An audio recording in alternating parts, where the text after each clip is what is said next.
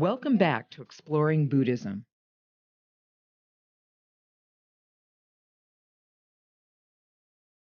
Previously on Exploring Buddhism, we considered how the religion spread and evolved throughout Southeast Asia and beyond. And yet its core beliefs remained intact, primarily Buddhism's focus on alleviating suffering, in part through right words and deeds and mindfulness. One of the primary concepts of Buddhism is what's known as karma, the notion that actions, good or bad, have consequences. The karma symbol, known as the endless knot, represents the endless interlinking of cause and effect, and is a common motif seen at the center of this prayer wheel. To understand karma, we begin with a perspective on the core beliefs of the faith, the Four Noble Truths, and the Eightfold Path, shared by Venerable Pasura Dantamano of the Dhammakaya Buddhist Temple in Thailand, interviewed at the Georgia Meditation Center. So if the mindset or the theory begins by is others people's fault for what happened wrong with me, so I will try to spend the rest of my life telling people what to do or fix something wrong around me. But if my theory starts that whatever is going on is starting how I adjust myself to cope with the situation, right? Because I can't change the whole thing. I can accept, adapt so that I could overcome it. That would transform to my intention. Intention would transform to be words, physical action, and how I live my life. The more effort I put in, the more focus I will have. So that is how the eightfold path works. But all eightfold path begins with one thing, which is addressing problems. The first in the Noble Truth is all about sufferings. People like to call it sufferings, so I would like to call it addressing problems. You see that if you don't really try to addressing what's wrong, what's happening to me, what kind of problem that I got, then we never figure out the cause of the problem. The one we find the cause of the problem, now how to end that. So the Four Noble Truth is all about addressing problem, find the root cause of it, what the end of the problem look like, and then the eightfold path is all about how to resolve them. So that is actually how to put into action. That's why when people use the word suffering, it's about looking at the nature of themselves. I get upset with how people yell at me. I lack my self-confidence so that I can speak in public. I can't sustain my life spiritually. So those are the problems that is allow you to reflect on yourself. So if your mind is always on the outside, you can't see all that. You can only keep your mind quiet and still and look inside yourself so you can hear what your mind is saying without any noises. So that is actually the practice so that you can find out the cause of the problem that begins within yourself. When the problem is solved in here, the problem will be resolved. That's how we think outside of the box. You have to be outside of the box. You can't stay in the box. One of the Buddha quotes saying that attahi atanonato, which means you are your own refuge. Or the other meanings translation would be you are responsible for your own self. If you eat, you're full. If you drink, you quench your thirst. Nobody can do all this for you. You have to be responsible for your own happiness. You cannot expect other people to make you happy. You just have to start with yourself. But that is how we start to take a responsibility, because that's how we talk about karma, because every action creates consequences that will have that impact. They're coming back to you. What goes around comes around. So that's why if you become responsible for your own action, become aware that what I choose should be something that is right, good, and should, then the consequence of the action will be right, should, and good for yourself as well. That's how we started to become more mindful when we do something. And that's why the practice of this mindfulness or meditation play a great deal of it, because it gives us this time of reflection about how we should act, how we should speak, how we should think, how we should interact with people around us. And that's become more responsible human being. Bhante Panamwala Wajira-Buddhi is the abbot of the Georgia Buddhist Vihara. Karma, the word karma means action. Karma means action. So, when we do good action, we call good karma. When we do bad action, we call bad karma. So, we can do good karma, we can do bad karma, but we have to refrain from doing any bad karma. So the karma, something that we accumulate. When we do good karma, we accumulate good karma. When we do bad karma, we accumulate bad karma. So we need to do good karma in order to overcome bad karmas. That's why, the correction agencies say, you have done such and such bad things, so you have to do such and such good things. Right? So that is what Buddha said. If you do some bad karma, you are able to overcome bad karmas by doing good karmas. So it is encouraging us to do more and more good actions, good works, wholesome actions. Then it discourages us to not to do any unwholesome actions. So when we chanting, when we meditate, we are accumulating karma. When we are helping others, we are accumulating karma. When we kind to others, we are, even say kind words, even thank you. That's a kind word. Some people, even though if you help, little help, person doesn't say thank you, right? Because he doesn't have that concept of kindness. We also accumulate bad karma by doing bad actions. Killing, stealing, sensual misconduct, lying, taking drugs, and so forth. And having ill will thoughts, having thought of jealousy, right? And harming others. Those are the ways that people are accumulating bad karma. So they have to face the consequences.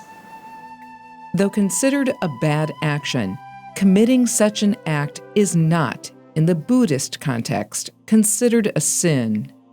When you put the word sin, let me break it down to something like energy.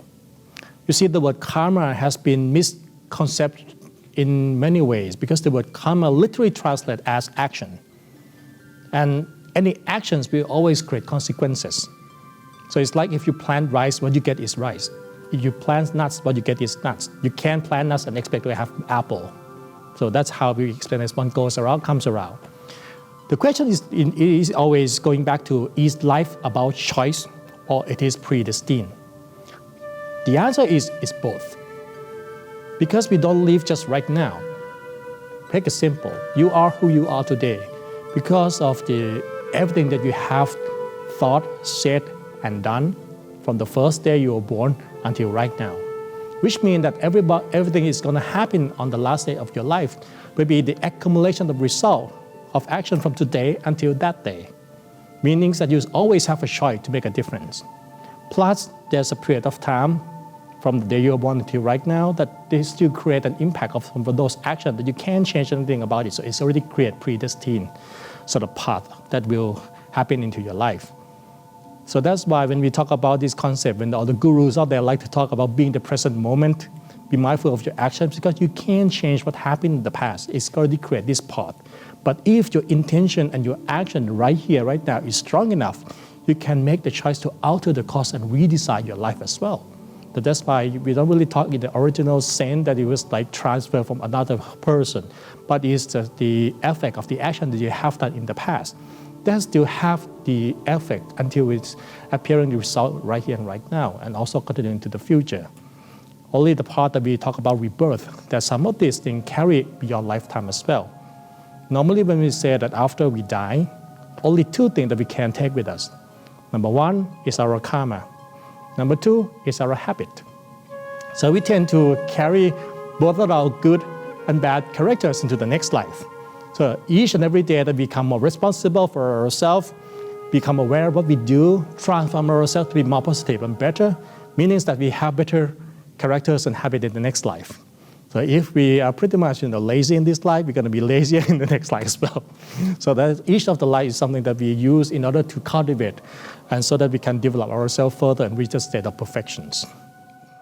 The concept of karma, of cause and effect, is inextricably linked to the Buddhist approach to time, impermanence, death, and rebirth, and of a supreme, if not entity, then energy.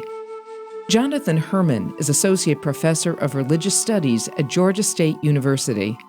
I have to provide the caveat that whenever we say the Buddhist concept, there may not be one Buddhist concept. It may depend which Buddhists you're talking about. In general, traditional Buddhism does not understand the existence of a creator deity. Or when they have stories about deities creating things, they're not necessarily as important as they are in the monotheistic traditions in the West. And part of that is because the Buddhists have inherited the Hindu worldview of rebirth and transmigration and karma, and the idea that the human beings each live countless lives, millions upon millions of times, and that the universe itself has been created countless times, that they don't really think of creation as one moment happening a long time ago. And so there isn't even really an understanding of a creator God. And Buddhists will be quick to tell you that the Buddha is not a creator God. And monks and nuns in the traditional Buddhist kinds of teachings will tell you he was a man. He was an extraordinary man, but he was not supernatural. And we look to him as a model for how to live a kind of enlightened life and how to pursue the path to enlightenment. But if you're an anthropologist or a sociologist, if you see people going to temples and kneeling on prayer mats and putting their hands together and making offerings to the Buddha, or asking for favors of the Buddha, or asking that they would get good merit for doing something and ask that the Buddha transfer their merit for the well-being of someone else, well, that looks a lot like worshiping deities. And it's hard to make an argument to say that's not really the worship of deities. Now, in traditional Buddhism, when I say traditional Buddhism, meaning the Theravada tradition in Southeast Asian countries like Sri Lanka and Thailand and Myanmar, that I think it's fair to say that the lay people do worship the Buddha.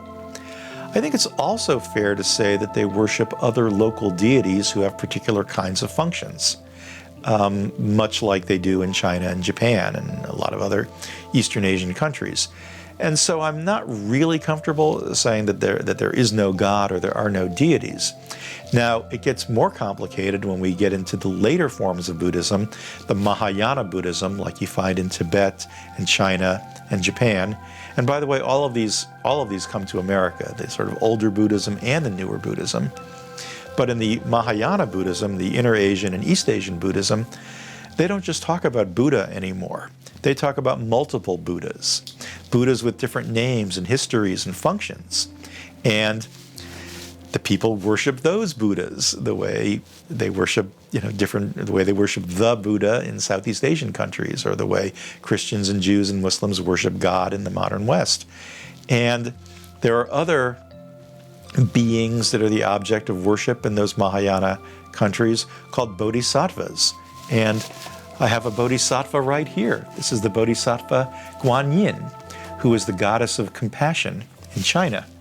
Now, in fact, Guan Yin has an interesting story because she is a transformed version of a bodhisattva from India who was male. And over a period of about 100 to 200 years, the iconography gradually became more androgynous and then eventually female, and now in China and Japan is simply understood as a female deity.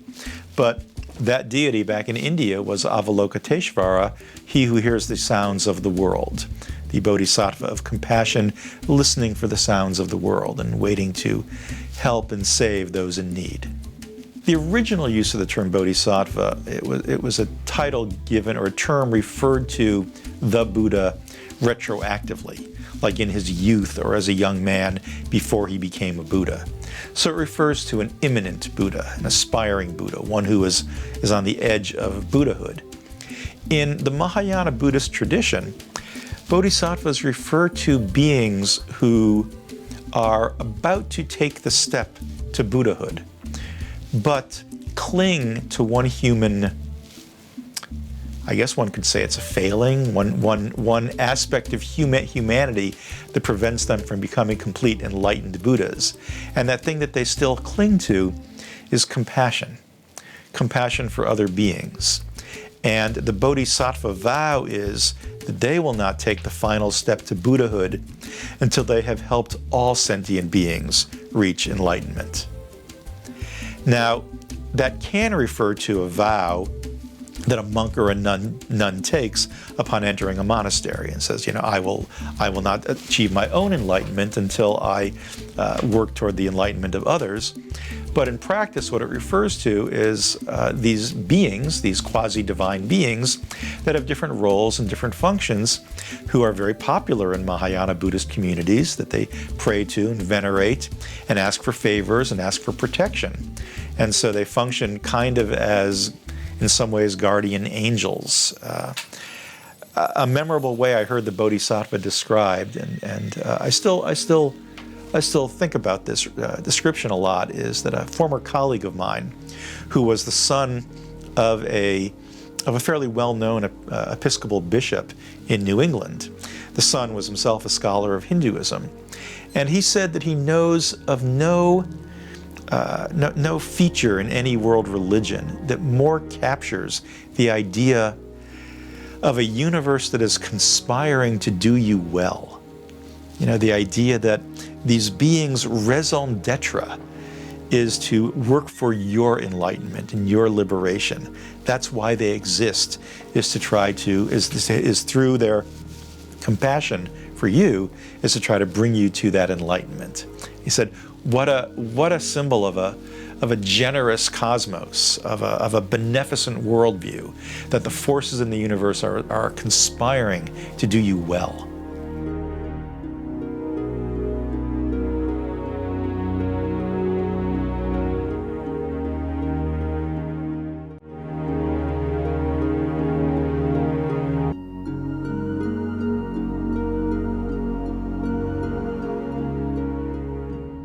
The Buddhist concept of karma and a cosmos conspiring to do well for humanity reflects the Buddhist concept of a supreme energy or force, what perhaps others might call God. Do we believe in something greater than us? Yes, we do, but we don't personify it. We can't control karma, but karma strongly influences our life. So karma is one aspect that has great influence, great effect on how we live our life. We have something called the Dhamma, which is all this knowledge, moral, that can transform to be compassion, to be virtues that we have for us and for others. So we can call that love. Some way people would translate as one of the character of God, all knowing, all omnipotent and omnipresent. So in a way, instead of have one big word that will conclude it all, we have different ideas to explain different function of, how would you say it one word as God. The other thing that different would be the concept of creator. In the Buddha time, there were many masters. There were many other faiths in India. It was just the Buddha. So many groups of faith will have explanation of how things is created in different ways. So that's why when people ask the Buddha, he never said yes and no about creator. He did explain about the fraction of how time would be, like beginning of this world and how it ends, but only a fraction of the whole thing. He didn't talk about the beginning and the end, because he said, if you are shot by an arrow, are you going to go to the doctor or are you going to seek the shooter? And the answer is that you're going to go to see the doctor first, right? Because you want to be healed. And he concluded that right now we have sufferings and problems in our life that depends on us to solve it. So if you can practice yourself, go to that knowledge inside yourself, you will find out who is the tutor or the creator. You can know all that by yourself. Because even if I explain it to you, it doesn't mean that you're going to believe me. And what's the point of knowing it anyway? Because you're going to have to fix the problem yourself. If you are sick, it's your job to take the medicine. You cannot just go to the doctor and say, I am sick, and the doctor said, I take medicine for you and you are healed. So that's why he didn't put in perspective of who is the creator in terms of person. So he didn't personify everything. Things in Buddhism would explain easier in terms of energy flow. Everything is energy. Good or bad is energy. When we do something, we create positive energy that would transform to be positive effect in our life. Same way when we do something bad, we create negative energy, we transform to negative effect in our life. So energy is like something that already exists in nature. Understand that it's much greater than ourselves. We can control it. We can accept the rules of it and try to use understanding of the rules, the laws, so that we can live better and happier. There is one sutra that the Buddha did talk about fraction of time, which is this world that we're living in right now. How the beginning of it and how it ends, but it's not something that you would refer as eternal, because it's how the things go starting from nothingness, from emptiness, and started to form into earth.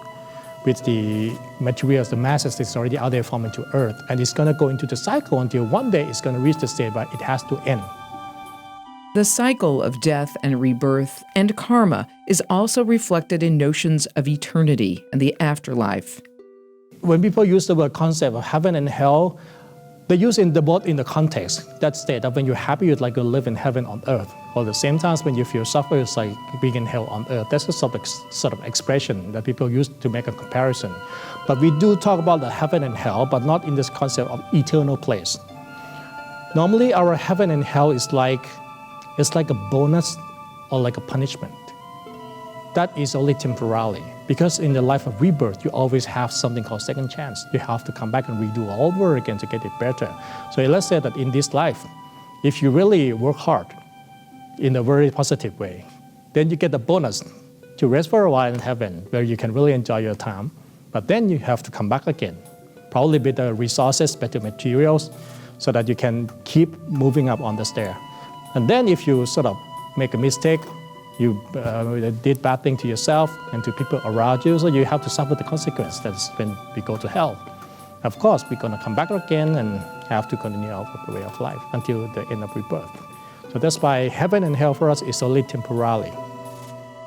What then, according to Buddhist teachings, is the meaning of life in the face of such impermanence and with karma, cause and effect in place? What'd you have for dinner last night?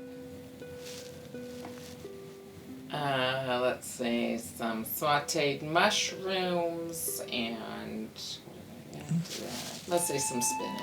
Sauteed mushrooms and spinach. Sounds yummy. Was it good? Did you enjoy it? Will you enjoy it less if I tell you that you're not a permanent entity? No, probably I would enjoy it as much, if not more, because of being so present in the moment. And this is the Buddhist riddle. In a sense, on the one hand, everything is impermanent. Nothing is substantial. Nothing is real in and of itself.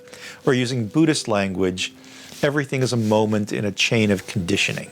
Everything is caused by, conditioned by other factors, and then conditions other factors. So that's the one hand. On the other hand, we seem to have a very concrete, real, conventional existence here. I may not be a permanent self, but my wife knows my name, my kids recognize me, my students know who I am, they're afraid my tests are difficult, We seem to have concrete working identities. So conventionally, everything seems utterly real. And yet, ultimately, nothing is permanent and nothing is substantial. Which one do we believe? The Buddhist answer is to figure out some way to navigate the middle. And Buddhism called itself, from its origins, the middle way. And the final exam question I always give my students in Buddhism is, tell us about the development of the concept of middleness as it evolves through all sorts of different forms of Buddhism. That somehow to be able to live in the world and be real in the world, at the same time recognizing its nihility, its non-existence, its impermanence. And that's the puzzle, is to get into the middle. And so if you ever ask a question, well, do Buddhists believe that? Do Buddhists believe in the existence of the material world? Regardless of which form of Buddhism you're talking about, the answer usually tries to navigate something of a middle path. And they have different strategies for navigating that middle path, to sort of be present and alive and awake in the world, but not quite thinking of it as really real. In fact, if you want a kind of a shorthand, in traditional Buddhist communities, the lay people treat the world as though it's perfectly real. They have very worldly goals. They have families. They teach social ethics. They teach compassion for one another. They value making a good living. They recognize a social structure and politics and education and communities. And they want good karma, so they will have a better station in life later on or in their next life.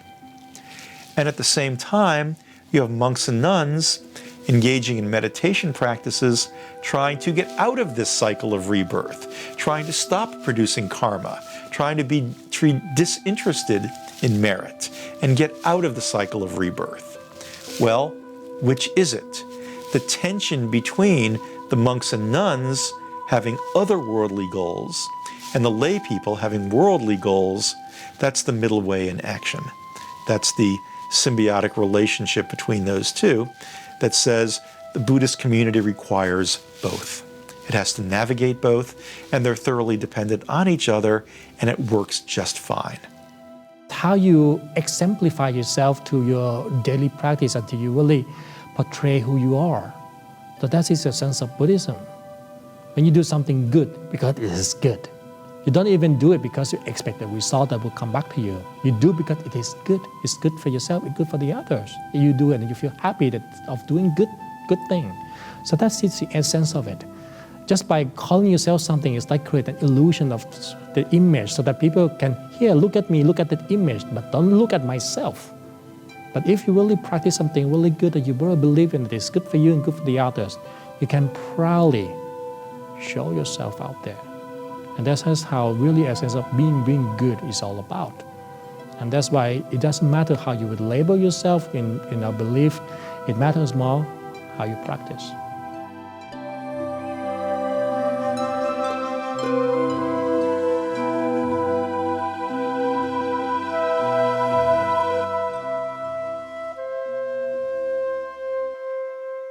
Thanks for watching. Go to aibtv.com/donate to support programming like this. All contributions are tax deductible.